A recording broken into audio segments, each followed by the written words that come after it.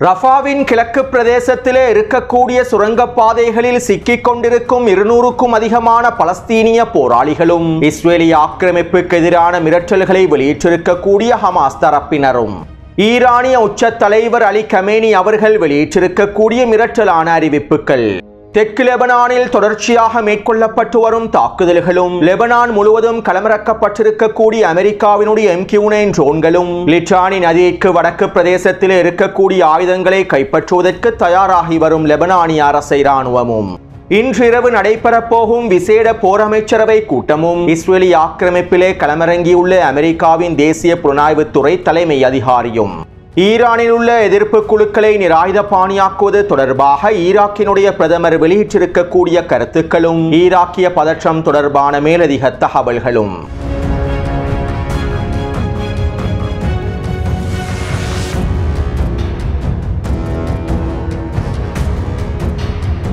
ஈராக்கிலே ஏற்பட்டிருக்கக்கூடிய பதற்ற நிலைமை தொடர்பாகவும் அடுத்த வாரம் ஈராக்கிலே நடைபெறப்போகும் தேர்தல் தொடர்பாகவும் ஈராக்கிய எதிர்ப்பு குழுக்கள் தொடர்பாகவும் அமெரிக்காவினுடைய அழுத்தங்கள் தொடர்பாகவும் நேற்றைய காணொளியில் சில முக்கியமான தகவல்களை பதிவிட்டிருந்தேன். நேற்றைய காணொளியை பார்வையிடாதவர்கள் கீழே இருக்கக்கூடிய லிங்கினை பயன்படுத்தி குறித்த காணொளியை பார்வையிடுங்கள். அப்போது தான் இதற்கு பிறகு ஈராக் தொடர்பான பல விடயங்களை உங்களுக்கு தெளிவாக புரிந்து கொள்ள முடியும். அத்தோடு அமெரிக்கா ஈராக்குக்கு எதிரான எச்சரிக்கைகள் வெளியிட்டதை தொடர்ந்து பிராந்தியத்திலே மேற்கொள்ளப்பட போகும் இராணுவ நடவடிக்கைகள் தொடர்பான எச்சரிக்கைகளை வெளியிட்டதை தொடர்ந்து சிரியாவினுடைய அடிமை ஜூலானி சிரியாவுக்கும் ஈராக்குக்கும் இடையிலான எல்லை பிரதேசத்தின் பாதுகாப்பை அதிகப்படுத்தியுள்ளார். மேலும் சிரியாவில் இருக்கக்கூடிய அமெரிக்க இராணுவ தளங்களை பாதுகாப்பதற்கான வேலை திட்டங்களையும் தம்பி ஜூலானி மேற்கொண்டு வருகின்றார். அடுத்த கட்ட மோதல்களின் போது ஈராக்கில் இருக்கக்கூடிய எதிர்ப்பு குழுக்கள் சிரியாவில் இருக்கக்கூடிய அமெரிக்க இராணுவ தளங்களை இலக்கு வைத்து தாக்குதல்களை மேற்கொள்ளக்கூடாது என்பதற்காகவும் குறித்த அமெரிக்க இராணுவ தளங்களை பாதுகாக்க வேண்டும் என்பதற்காகவும் சிரியாவினுடைய தம்பி ஜூலானி எல்லா விதமான வேலை திட்டங்களையும் அவசரமாக மேற்கொண்டு வருகின்றார். ஈராக்குக்கு எதிரான தாக்குதலாக இருந்தாலும் ஈரானுக்கு எதிரான தாக்குதலாக இருந்தாலும் அமெரிக்காவுக்கும் இஸ்ரேலிய ஆக்கிரமிப்புக்கும் சிரியா மிக முக்கியமான தளமாகும். சிரியாவின் வான்பரப்பை பயன்படுத்திய அமெரிக்காவும் இஸ்ரேலிய ஆக்கிரமிப்பும் ஈராக்குக்கு எதிரான ஈரானுக்கு எதிரான தாக்குதல்களை மேற்கொள்ள வேண்டும். மேலும் இதற்கமைவாகவே தற்போது தம்பி ஜூலானி அமெரிக்காவுடனான எல்லா விதமான ஒத்துழைப்புகளையும் மேற்கொண்டு வருகின்றார். ஈராக் மற்றும் ஈரானுக்கு எதிரான தாக்குதல்களுக்கு சிரியாவினுடைய வான்பரப்பை முழுமையாக பயன்படுத்துவதற்கான அனுமதியையும் தம்பி ஜூலானி முழுமையாக வழங்குவார். அத்தோடு சிரியாவில் இருக்கக்கூடிய அமெரிக்க இராணுவ தளங்கள் அனைத்தும் உச்ச எச்சரிக்கையில் வைக்கப்பட்டிருப்பதாக தெரிவிக்கப்படுகின்றது. அதே போன்று ஈராக்கினுடைய வடக்கு பிரதேசமான குர்திஸ்தான் பிரதேசத்திலே நிலை கொண்டிருக்கக்கூடிய அமெரிக்க துருப்புக்களும் அமெரிக்க இராணுவ தளங்களும் உச்ச எச்சரிக்கையில் வைக்கப்பட்டிருப்பதாக தெரிவிக்கப்படுகின்றது. அதே போன்று ஈராக்கில் இருக்கக்கூடிய அமெரிக்க அதிகாரிகள் பாதுகாப்பாக வெளியேறிவிட வேண்டும் என்றும் தேவையில்லாமல் எந்த ஒரு அதிகாரியும் ஈராக்கிற்குள்ளே நிலைத்திருக்க கூடாது என்றும் அமெரிக்க அரசாங்கம் எச்சரிக்கைகளை வெளியிட்டிருப்பதாகவும் குறிப்பிடப்படுகின்றது. ஈரானுக்கு எதிரான தாக்குதல்களை மேற்கொள்வதற்கு முன்பு அமெரிக்கா எவ்வாறான எச்சரிக்கைகளை வழங்கியிருந்ததோ அதே போன்றே தற்போது உச்ச எச்சரிக்கைகளை வழங்கியுள்ளது. மேலும் ஈராக் மற்றும் சிரியாவில் இருக்கக்கூடிய அமெரிக்க இராணுவ தளங்களிலும் எல்லா விதமான தயார்படுத்தல்களும் மேற்கொள்ளப்பட்டு வருகின்றன. அத்தோடு ஈராக்கில் இருக்கக்கூடிய எதிர்ப்பு குழுக்களை முழுமையாக நிராயுதபாணியாக்குவதற்கான உச்ச அழுத்தங்களை அமெரிக்கா தொடர்ச்சியாக வழங்கி வருகின்றது. நேற்றைய தினம் நடைபெற்ற ஊடக சந்திப்பிலும் ஈராக்கிற்கான அமெரிக்க தூதர் மார்க் சவாயா இவை தொடர்பான கருத்துக்களை முன்வைத்திருந்தார். அவசரமாக ஈராக்கிய எதிர்ப்பு குழுக்களை நிராயுதபாணியாக்குவதன் மூலமாகவே ஈராக்கினுடைய எதிர்காலத்தை பாதுகாக்க முடியும் என்றும் ஈராக்கினுடைய பொருளாதாரத்தை வலுப்படுத்த முடியும் என்றும் அமெரிக்க தூதர் மார்க் சவாயா தொடர்ச்சியான கருத்துக்களை வெளியிட்டு வருகின்றார். அத்தோடு ஈராக்கினுடைய பாராளுமன்ற தேர்தல் பதற்றங்களும் உச்சக்கட்டத்தை அடைந்துள்ளன. ஈராக்கிய தேர்தல் களமானது பரபரப்பான சூழ்நிலைக்குள் தள்ளப்பட்டுள்ளது. இப்படியான நிலைமையில் நேற்றிரவு நடைபெற்ற ஊடக சந்திப்பிலே ஈராக்கினுடைய பிரதமர் ஷியால் சூதானி அவர்கள் இவ்வாறு தெரிவித்தார். ஈராக்கிலிருந்து அமெரிக்க இராணுவத்தினுடைய ஒரு பகுதியினர் மாத்திரமே வெளியேறியுள்ளார்கள். 2026 ஆண்டு செப்டம்பர் மாதமே ஒட்டுமொத்த அமெரிக்க துருப்புக்களும் படைகளும் கூட்டணி படைகளும் ஈராக்கை விட்டு முழுமையாக வெளியே வெளியேறுவதாக தெரிவித்துள்ளார்கள். 2014ஆம் ஆண்டு முதல் 86 நாடுகளை உள்ளடக்கியிருக்கக்கூடிய கூட்டணி படைகள் ஈராக்கிலே நிலை கொண்டுள்ளன. அமெரிக்க படைகளோடு இவர்களும் ஒன்றிணைந்து செயற்பட்டு வருகின்றார்கள். இவ்வாறு அமெரிக்க படைகளோடு இணைந்து செயற்படக்கூடிய இந்த கூட்டணி படைகளை ஈராக்கிய மக்களும் உள்நாட்டு பிரிவுகளும் ஆக்கிரமிப்பாளர்களாகவே கருதுகின்றார்கள். இந்த படைகளை ஆக்கிரமிப்பு படைகளாகவே ஈராக்கிய மக்கள் கருதுகின்றார்கள். எனவே அடுத்த வருடம் செப்டம்பர் மாதம் இந்த கூட்டணி படைகளும் சர்வதேச படைகளும் முழுமையாக ஈராக்கை விட்டு வெளியேறிவிடுவார்கள். இவ்வாறு சர்வதேச படைகளும் கூட்டணி படைகளும் அமெரிக்க படைகளும் ஈராக்கை விட்டு முழுமையாக வெளியேறியதற்கு பின்பே நாங்கள் ஈராக்கிலே இருக்கக்கூடிய எதிர்ப்பு குழுக்களை நிராயுதபாணியாக்குவதற்கான வேலை திட்டங்களை முன்னெடுப்போம். ஈராக்கிலே இருக்கக்கூடிய எதிர்ப்பு குழுக்களை நிராயுதபாணியாக்குவது என்பது அவர்களை முழுமையாக அழிப்பதல்ல அல்லது அவர்களை நாடு கடத்துவதும் அல்ல. ஈராக்கிய எதிர்ப்பு குழுக்களை நிராயுதபாணியாக்குவது என்பது அவர்களை அரச இராணுவத்தோடு உத்தியோகபூர்வமாக ஒன்றிணைப்பதாகும். இதற்கமைவாக எங்களுடைய பாதுகாப்பு சேவைகளிலும் எதிர்ப்பற்று போராளிகள் இணைக்கப்படுவார்கள். மேலும் இவ்வாறு இணைக்கப்படக்கூடிய போராளிகள் அவர்களின் தளபதிகளுக்கு கீழால் இயங்க முடியும். தற்போதே அவர்களுடைய தளபதிகளையும் நாங்கள் நீக்கப் போவதும் இல்லை. மேலும் உத்தியோகபூர்வமாக அரச இராணுவத்தோடு ஒருங்கிணைந்த படையாகவே ஈராக்கிய எதிர்ப்பு குழுக்கள் செயற்படுவார்கள். மேலும் ஈராக்கிலிருந்து சர்வதேச படைகள் அனைத்தும் முழுமையாக வெளியேறியதற்கு பின்பே இவை தொடர்பான அடுத்த கட்ட வேலை திட்டங்கள் மேற்கொள்ளப்படும் என ஈராக்கினுடைய பிரதமர் ஷியால் சூதானி அவர்கள் தெரிவித்துள்ளார். ஆனால் அமெரிக்கா இதனை விரும்பவில்லை. ஈராக்கில் இருக்கக்கூடிய எதிர்ப்பு குழுக்கள் முழுமையாக அழிக்கப்பட வேண்டும் என்றும் அவர்களுடைய ஆயுதங்கள் கைப்பற்றப்பட்டு அவர்கள் அழிக்கப்பட வேண்டும் என்றும் அல்லது நாடு கடத்தப்பட வேண்டும் என்றும் ஈராக்கிய அரச இராணுவத்தில் இந்த எதிர்ப்பு குழுக்கள் உத்தியோகபூர்வமாக இணைக்கப்படக்கூடாது என்பதனையுமே அமெரிக்காவும் இஸ்ரேலிய ஆக்கிரமிப்பும் விரும்புகின்றன. மேலும் இதற்கமைவாகவே அமெரிக்கா காய் நகர்த்தல்களையும் மேற்கொண்டு வருகின்றது. இதற்கமைவாகவே ஈராக்கிய பாராளுமன்ற தேர்தலில் சூழ்ச்சி திட்டங்களை மேற்கொள்வதற்காகவும் அமெரிக்கா ஆதரவு கூட்டணிகளை வெற்றி பெறச் செய்வதற்காகவும் அமெரிக்கா எல்லாவிதமான வேலை திட்டங்களையும் முன்னெடுத்து வருகின்றது. அதே போன்று அமெரிக்கா ஈராக்கை விட்டு முழுமையாக வெளியேறுவதற்கும் விரும்பவில்லை. ஈராக்கிய பாராளுமன்ற தேர்தலை முன்னிட்டு அடுத்த வருடம் செப்டம்பர் மாதம் ஈராக்கை விட்டு வெளியேறுவதாக அமெரிக்கா தெரிவித்திருந்தது. ஆனால் உண்மையிலேயே அமெரிக்காவினுடைய நோக்கம் ஈராக்கை விட்டு வெளியேறுவதல்ல. மேலும் ஈராக்கினுடைய வடக்கு பிரதேசமான குர்திஸ்தான் பிரதேசத்திலே இருக்கக்கூடிய ஆட்சியாளர்கள் அமெரிக்கா ஈராக்கை விட்டு வெளியேறக்கூடாது என்றும் தொடர்ச்சியான கோரிக்கைகளை முன்வைத்து வருகின்றார்கள். அது மட்டுமல்லாமல் 2 மாதங்களுக்கு முன்பு ஈராக்கிலிருந்து வெளியேற்றப்பட்ட அமெரிக்க துருப்புக்களுடைய ஒரு பகுதி படையினரை மீண்டும் ஈராக்கிற்குள்ளே களமிறக்குவதற்கான பேச்சுவார்த்தைகள் மேற்கொள்ளப்பட்டு வருவதாகவும் சில தகவல்கள் வெளியாகியுள்ளன. எனவே சுருக்கமாக குறிப்பிடுவதாக இருந்தால் அமெரிக்கா ஒரு பொழுதும் ஈராக்கை விட்டு முழுமையாக வெளியேறாது. இதனாலேயே தற்போது ஈராக்கில் இருக்கக்கூடிய எதிர்ப்பு தலைமைகளை இலக்கு வைத்து தாக்குதல்களை மேற்கொள்வதற்கும் அமெரிக்காவும் இஸ்ரேலிய ஆக்கிரமிப்பும் எல்லாவிதமான வேலை திட்டங்களையும் முன்னெடுத்து வருகின்றன. அடுத்து இஸ்ரேலிய ஆக்கிரமிப்பினுடைய வல்லா ஊடகம் இவ்வாறு தெரிவித்துள்ளது. அமெரிக்க போர் அமைச்சரின் எச்சரிக்கைகளை தொடர்ந்து மிரட்டல்களை தொடர்ந்து ஈரான் ஈராக்கிற்குள்ளே அவசரமாக காய் நகர்த்தல்களை மேற்கொண்டு வருகின்றது. கடந்த 48 மணித்தியாலங்களில் ஈரானிய IRGC குதுஸ் படையினுடைய முக்கியமான தளபதிகள் ஈராக்கிற்குள்ளே பல காய் நகர்த்தல்களையும் வேலை திட்டங்களையும் கலந்துரையாடல்களையும் மும்முரமாக மேற்கொண்டு வருகின்றார்கள். இவை தொடர்பான உளவு தகவல்கள் தொடர்ச்சியாக வெளியாகி வருகின்றன. மேலும் ஈராக் எதிர்ப்பு குழுக்களை தயார்படுத்துவதற்கான எல்லாவிதமான வேலை திட்டங்களையும் ஈரான் மேற்கொண்டு வருகின்றது. இன்னும் 2-3 நாட்களில் ஈரான் ஈராக்குக்குள்ளே சில பயிற்சிகளை மேற்கொள்ளப் போவதாகவும் தகவல்கள் வெளியாகியுள்ளது என இஸ்ரேலிய ஆக்கிரமிப்பின் வல்லா ஊடகம் செய்திகளை வெளியிட்டுள்ளது. அத்தோடு தற்போதைய நிலைமைகள் தொடர்பாக விசேட கலந்துரையாடல்களை மேற்கொள்வதற்காக அமெரிக்காவினுடைய தேசிய புலனாய்வு துறையினுடைய தலைமை அதிகாரி இஸ்ரேலிய ஆக்கிரமிப்பிலே களமிறங்கியுள்ளார். நாளைய தினம் இவர் நெட்டன்யாகுவோடு விசேட கலந்துரையாடல்களை மேற்கொள்ளப் போவதாகவும் ஈராக் ஈரான் ஹிஸ்புல்லா தொடர்பான சில முக்கியமான முடிவுகளை எடுக்கப் போவதாகவும் செய்திகள் வெளியாகியுள்ளன.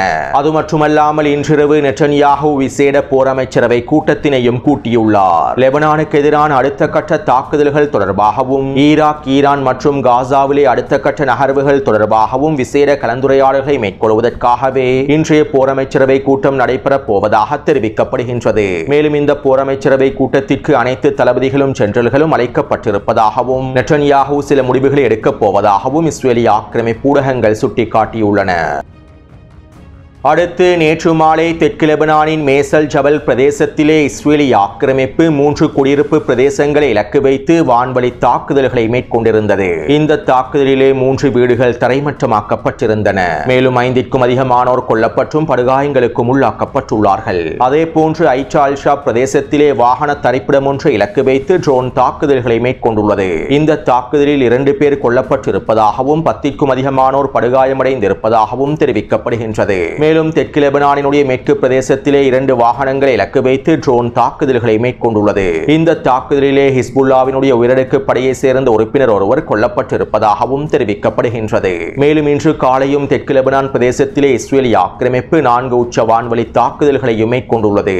எல்லை பிரதேசத்திலே இருக்கக்கூடிய வீடுகளை இலக்கு வைத்தே தற்போது உச்ச தாக்குதல்கள் மேற்கொள்ளப்பட்டு வருகின்றன. அத்தோடு ஹிஸ்புல்லா தொடர்பாக நெட்டன்யாஹு இவ்வாறு தெரிவித்தார். ஹிஸ்புல்லா மீண்டும் இஸ்ரேலுக்கு மிகப்பெரிய அச்சுறுத்தலாக மாறி வருவதனை நாங்கள் ஒருபொழுதும் அனுமதிக்கப் போவதில்லை. ஹிஸ்புல்லா அதிகளவான நடுத்தர தூர ஏவுகணைகளை லிச்சானி நதிக்கு வடக்கு பிரதேசத்திலே குவித்துள்ளது. லெபனானி அரசாங்கம் உறுதியளித்த விடயத்தினை முழுமையாக நிறைவேற்ற வேண்டும். ஹிஸ்புல்லாவை களத்திலிருந்து முழுமையாக நிராயுதபாணியாக்க வேண்டும். இருப்பினும் லெபனானி அரசாங்கம் அவர்கள் உறுதியளித்த விடயத்திலிருந்து பின்வாங்கி வருகின்றது. லெபனானுடன் மேற்கொள்ளப்பட்டிருக்கக்கூடிய போர் நிறுத்தமானது போலியான போர் நிறுத்தமாகும். இந்த போர் நிறுத்தத்தினை பயன்படுத்திய ஹிஸ்புல்லா அனைத்து விதமான திறன்களையும் மீட்டெடுத்துள்ளது. இதற்கு பிறகும் எங்களுக்கு இவற்றை அனுமதிக்க முடியாது. தெற்கு லெபனான் பிரதேசத்திலே நாங்கள் எங்களுடைய நடவடிக்கைகளை நிறுத்தப் போவதில்லை. ஹிஸ்புல்லாவை முழுமையாக அழித்து எங்களுடைய இலக்குகளை அடைந்து கொள்ளும் வரை நாங்கள் எங்களுடைய வேலை திட்டங்களை தொடர்ச்சியாக மேற்கொள்வோம் என நெட்டன்யாஹு தெரிவித்துள்ளார். அதேபோன்று நேற்றிரவு நடைபெற்ற ஊடக சந்திப்பிலே பிரித்தானியாவினுடைய வெளியுறவுத்துறை அமைச்சர் இவ்வாறு தெரிவித்துள்ளார். லெபனானிலே நாங்கள் மீண்டும் போரை விரும்பவில்லை. தற்போது லெபனானினுடைய நிலைமைகள் உச்சக்கட்ட பதற்றத்தை அடைந்துள்ளன. லெபனானிலே இன்னும் ஒரு போர் ஏற்படுவதற்கான வாய்ப்புகள் அதிகரித்துள்ளன. மேலும் இவற்றை நாங்கள் ஒருபொழுதும் விரும்பவில்லை. இதனால் அவசரமாக லெபனானி அரசாங்கம் ஹிஸ்புல்லாவை நிராயுதபாணியாக்கிவிட வேண்டும். ஹிஸ்புல்லாவை நிராயுதபாணியாக்கினால் இந்த போரை தவிர்க்க முடியும் என பிரித்தானியாவினுடைய வெளியுறவுத்துறை அமைச்சர் தெரிவித்துள்ளார். அத்தோடு அமெரிக்கா கடந்த 48 மணி நேரமாக அதிகளவான MQ-9 ட்ரோன்களை லெபனானிய வான்பரப்பில் களமிறக்கியுள்ளது. ஹிஸ்புல்லா இராணுவத்தினர் தொடர்பான உளவு தகவல்களை பெற்றுக் கொள்வதற்காகவும் ஹிஸ்புல்லாவின் அடுத்த தயார்படுத்தல்கள் தொடர்பான உளவு தகவல்களை பெற்றுக் கொள்வதற்காகவும் தெற்கு லெபனான் பிரதேசத்தினை முழுமையாக கண்காணிப்பதற்காகவுமே அமெரிக்கா அதிகளவான MQ-9 ட்ரோன்களை களமிறக்கி இருப்பதாக லெபனானிய ஊடகங்கள் தெரிவித்துள்ளன. அது மட்டுமல்லாமல் இஸ்ரேலி ஆக்கிரமிப்புக்கு ஆதரவாக பிரித்தானியாவினுடைய ட்ரோன்களும் லெபனானினுடைய வான்பரப்பில் களமிறக்கப்பட்டுள்ளன. அமெரிக்காவும் பிரித்தானியாவும் தொடர்ச்சியான உளவு தகவல்களை பெற்றுக்கொண்டு இஸ்ரேலி ஆக்கிரமிப்புக்கு வழங்கி வருகின்றன. அடுத்து இஸ்ரேலி ஆக்கிரமிப்பின் தாக்குதல்களை தடுத்து நிறுத்துவதற்காகவும் அடுத்த கட்ட போரை தடுத்து நிறுத்துவதற்காகவும் லிச்சானி நதிக்கு வடக்கு பிரதேசத்தில் இருக்கக்கூடிய ஹிஸ்புல்லாவின் ஏவுகணைகளையும் ஆயுதங்களையும் கைப்பற்றுவதற்கு லெபனானி அரசாங்கம் தயாராகி வருவதாக தகவல்கள் வெளியாகியுள்ளன. அமெரிக்கா மற்றும் இஸ்ரேலி ஆக்கிரமிப்பின் மிரட்டல்களுக்கு மத்தியில் ஹிஸ்புல்லாவினுடைய ஆயுதங்களை கைப்பற்றி நிலைமைகளை கட்டுப்பாட்டுக்குள் கொண்டு வருவதற்காகவே லெபனானி அரசாங்கம் தயாராகி வருவதாகவும் தெரிவிக்கப்படுகின்றது. உண்மையில் இவ்வாறு லெபனானி அரசாங்கம் ஹிஸ்புல்லாவின் ஆயுதங்களை கைப்பற்றி களமிறங்கினால் ஹிஸ்புல்லா இராணுவத்திற்கும் லெபனானி அரசு இராணுவத்திற்கும் இடையிலான மோதலும் ஏற்படுத்தப்பட்டுவிடும். இருப்பினும் லெபனானி அரசு இராணுவம் ஹிஸ்புல்லா இராணுவத்தோடு மோதுவதற்கு விரும்பவில்லை. ஹிஸ்புல்லா இராணுவத்தினரும் லெபனானி அரசு இராணுவத்தோடு மோதுவதற்கு விரும்பவில்லை. ஆனால் நிலைமைகள் உச்சக்கட்டத்தை அடையும் சந்தர்ப்பத்தில் ஹிஸ்புல்லா இராணுவத்தினர் எந்த ஒரு முடிவையும் எடுப்பதற்கு தயாராகவே இருக்கின்றார்கள். அடுத்து அமெரிக்கா ஈரானுடனான பேச்சுவார்த்தைகளை ஆரம்பிப்பதற்கான முன்மொழிவுகளை அனுப்பி வைத்துள்ளது. இவை தொடர்பாக முன்னைய காணொளிகளில் தெளிவாக குறிப்பிட்டிருந்தேன். மீண்டும் ஈரான் அமெரிக்காவோடு பேச்சுவார்த்தைகளை மேற்கொள்ள வேண்டும் என்றும் அமெரிக்காவின் நிபந்தனைகளை முழுமையாக ஏற்றுக்கொள்ள வேண்டும் என்றும் டொனால்ட் ட்ரம்பினுடைய நிர்வாகம் எச்சரிக்கைகளையும் மிரட்டல்களையும் வெளியிட்டு வருகின்றது. இப்படியான நிலைமையிலேயே ஈரானினுடைய உச்ச தலைவர் அலி கமேனி அவர்கள் விசேட உரையொன்றை முன்வைத்திருந்தார். மேலும் குறித்த உரையில் அவர் இவ்வாறு தெரிவித்துள்ளார். ஈரானுக்கும் அமெரிக்காவுக்கும் இடையிலான மோதலானது கருத்து வேறுபாடுகளினால் ஏற்படக்கூடிய மோதல் அல்ல. அமெரிக்காவுக்கு மரணம் என்று ஈரானியர்கள் கூறுவதனால் தான் ஈரானுக்கும் அமெரிக்காவுக்கும் இடையிலே மோதல்கள் அதிகரித்துள்ளது என்று கூறுவது வேடிக்கையானதாகும். தற்போது ஒரு விடயத்தினை நான் தெளிவாக கூறிக்கொள்கின்றேன். உண்மையில் அமெரிக்காவினுடைய திமிர் பிடித்த தன்மையானது ஈரானிய இஸ்லாமிய புரட்சியின் கொள்கைகளோடு பொருந்தவில்லை. ஈரானுக்கும் அமெரிக்காவுக்கும் இடையிலான மோதலானது ஒரு உள்ளார்ந்த அடிப்படை மோதலாகும். பேச்சுவார்த்தைகள் மூலமாகவும் நிபந்தனைகள் மூலமாகவும் ஈரானுக்கும் அமெரிக்கா அமெரிக்காவுக்கும் இடையிலான மோதல்களை முடிவுக்கு கொண்டு வர முடியாது. ஏனென்றால் அமெரிக்காவினுடைய அடிப்படைகளை நாங்கள் ஒரு பொழுதும் ஏற்றுக்கொள்ளப் போவதில்லை. மேலும் அமெரிக்கா சபிக்கப்பட்ட ஜியோனிச ஆக்கிரமிப்பாளர்களுக்கு முழுமையான ஆதரவை வழங்கி வருகின்றது. அது மட்டுமல்லாமல் மத்திய கிழக்கு பிராந்தியத்திலும் அமெரிக்காவின் இராணுவ தளங்கள் அமைக்கப்பட்டு அதனுடைய மேலாதிக்கம் வெளிப்படுத்தப்படுகின்றது. எனவே அமெரிக்கா ஜியோனிச ஆக்கிரமிப்பாளர்களுக்கான உதவிகளை முழுமையாக நிறுத்த வேண்டும். மேலும் மத்திய கிழக்கு பிராந்தியத்திலிருந்து அமெரிக்கா முழுமையாக வெளியேற வேண்டும். மத்திய கிழக்கு பிராந்தியத்திலே ஒரு அமெரிக்க இராணுவ தளம் கூட இருக்கக்கூடாது. ஒட்டுமொத்த அமெரிக்க படைகளும் முழுமையாக வெளியேறிவிட வேண்டும். இவ்வாறு நடந்தால் நாங்கள் அமெரிக்காவோடு பேச்சுவார்த்தைகளை மேற்கொள்வதற்கு ஆலோசிப்போம். மேலும் எந்த வகையிலும் நாங்கள் அமெரிக்காவோடு ஒத்துழைப்புகளை மேற்கொள்ளவே முடியாது. அமெரிக்காவுடன் பேச்சுவார்த்தைகளை மேற்கொள்ளவே முடியாது. மேலும் அமெரிக்காவுடன் பேச்சுவார்த்தைகளை மேற்கொள்வது அர்த்தமற்றது, எங்களுடைய கௌரவத்திற்கே இழுக்கானது என ஈரானினுடைய உச்ச தலைவர் அலி கமேனி அவர்கள் தெரிவித்துள்ளார்.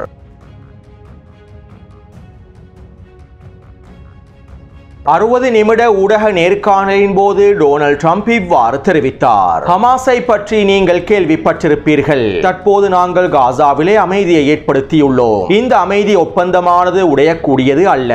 ஆனால் அதற்கு ஹமாஸ் காசாவிலிருந்து முழுமையாக வெளியேற்றப்பட வேண்டும். அவர்கள் ஒப்புக்கொண்டதை போன்று நிராயுதபாணியாக்கப்பட வேண்டும். அவ்வாறு அவர்கள் செய்யாவிட்டால் என்ன நடக்கும் என்பது அவர்களுக்கு நன்றாகவே தெரியும். அவர்கள் ஒப்புக்கொண்டதை போன்று முறையாக நடந்து கொள்ளவில்லை என்றால் நாங்கள் அவர்களை காசா விட்டு முழுமையாக வெளியேற்றுவோம். நான் அவர்களை விரைவாக நிராயுதபாணியாக்குவேன். அவர்களை விரைவாக நிராயுதபாணியாக்குவதற்கான எல்லா விதமான திட்டங்களும் என்னிடம் காணப்படுகின்றன.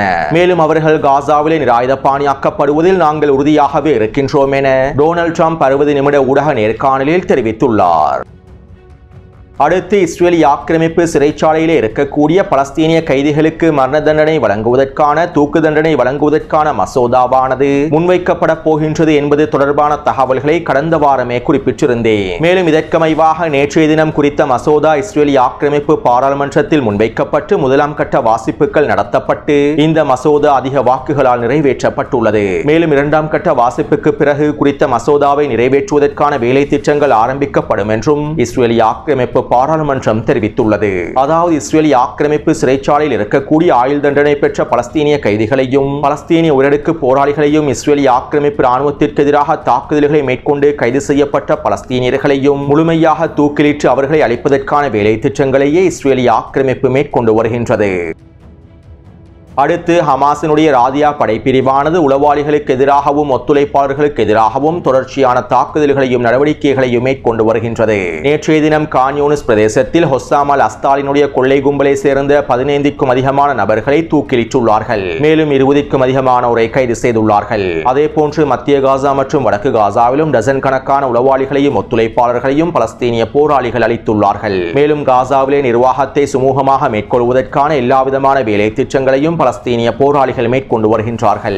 அடுத்து ரஃபாவினுடைய கிழக்கு பகுதிகளிலே இருக்கக்கூடிய சுரங்கப்பாதைகளில் 200க்கும் அதிகமான பலஸ்தீனிய போராளிகள் சிக்கிக் கொண்டுள்ளார்கள். அதாவது இஸ்ரேலிய ஆக்கிரமிப்பு ராணுவம் கட்டுப்படுத்தக்கூடிய பிரதேசங்களிலே இருக்கக்கூடிய சுரங்கப்பாதைகளிலேயே இவ்வாறு 200க்கும் அதிகமான பலஸ்தீனிய போராளிகள் சிக்கிக் கொண்டுள்ளார்கள். குறித்த வரைபடத்தில் மஞ்சள் நிறத்தினால் காண்பிக்கப்பட்டிருக்கக்கூடிய பிரதேசங்கள் அனைத்தும் இஸ்ரேலிய ஆக்கிரமிப்பு ராணுவத்தின் கட்டுப்பாட்டிலேயே இருக்கின்றது.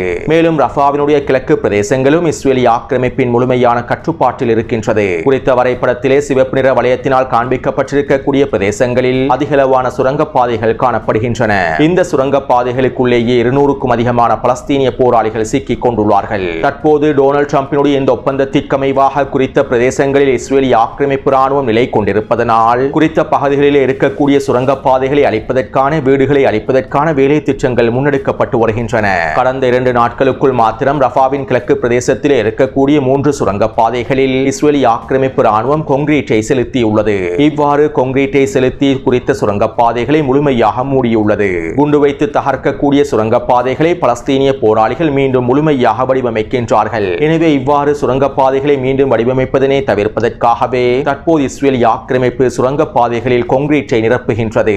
எனவே இப்படியான நிலைமையில் ரஃபாவின் கிழக்கு பிரதேசத்திலே சுரங்கப்பாதைகளுக்குள் இருக்கக்கூடிய 200 பலஸ்தீனிய போராளிகளையும் பாதுகாப்பாக செஞ்சிலுவை சங்கத்தின் உதவியோடு உறுதியோடு வெளியே கொண்டு வருவதற்கான கோரிக்கைகளை ஹமாஸ் தரப்பினர் முன்வைத்துள்ளார்கள். குறித்த சுரங்கப்பாதைகளில் இருக்கக்கூடிய பலஸ்தீனிய போராளிகள் பாதுகாப்பாக வெளியேற்றப்பட வேண்டும். நாங்கள் செஞ்சிலுவை சங்கத்தின் உதவியோடு அவர்களை பாதுகாப்பாக எங்களுடைய பிரதேசங்களுக்கு அழைத்து வருவோம். இதற்கான வேலை திட்டங்களையும் அனுமதிகளையும் மத்தியஸ்தர்கள் வழங்க வேண்டும் என ஹமாஸ் தரப்பினர் கோரிக்கைகளை முன்வைத்திருந்தார்கள். இருப்பினும் குறித்த சுரங்கப்பாதைகளுக்குள் சிக்கியிருக்கக்கூடிய 200க்கும் அதிகமான பலஸ்தீனிய போராளிகளை நாங்கள் விடுவிக்கப் போவதில்லை என்றும் இந்த சுரங்கப்பாதைகளையும் கான்கிரீட்டினால் நிரப்பப் போகின்றோம் என்றும் இஸ்ரேலிய ஆக்கிரமிப்பு தெரிவித்து வருகின்றது. இப்படியான நிலைமையில் நேற்றிரவு ஹமாஸ் தரப்பினர் இஸ்ரேலிய ஆக்கிரமிப்புக்கு எதிரான மிரட்டல்களை வெளியிட்டிருந்தார்கள். நீங்கள் குறித்த சுரங்கப்பாதைகளில் இருக்கக்கூடிய பலஸ்தீனிய போராளிகளை வெளியேற்றுவதற்கான அனுமதியை வழங்காவிட்டால் நாங்கள் இறந்த கைதிகளுடைய உடல்களை விடுவிக்க மாட்டோம். உங்களுடைய இறந்த கைதிகளுடைய உடல்கள் விடுவிக்கப்பட வேண்டுமாக இருந்தால் குறித்த சுரங்கப்பாதைகளிலே இருக்கக்கூடிய 200க்கும் அதிகமான பலஸ்தீனிய போராளிகள் செஞ்சிலுவை சங்கத்தின் உதவியோடு பாதுகாப்பாக எங்களுடைய பிரதேசங்களுக்கு திரும்ப வேண்டும் என ஹமாஸ் தரப்பினர் மிரட்டல்களை வெளியிட்டுள்ளார்கள். எனவே தற்போது இந்த நிலைமைகள் தொடர்பான பதற்ற நிலைமையானது உச்சக்கட்டத்தை அடைந்துள்ளன. அத்தோடு இந்த காணொளி தொடர்பான கருத்துக்களை பதிவிடுங்கள். தொடர்ந்தும் என்னுடன் இணைந்திருங்கள். நன்றி, வணக்கம்.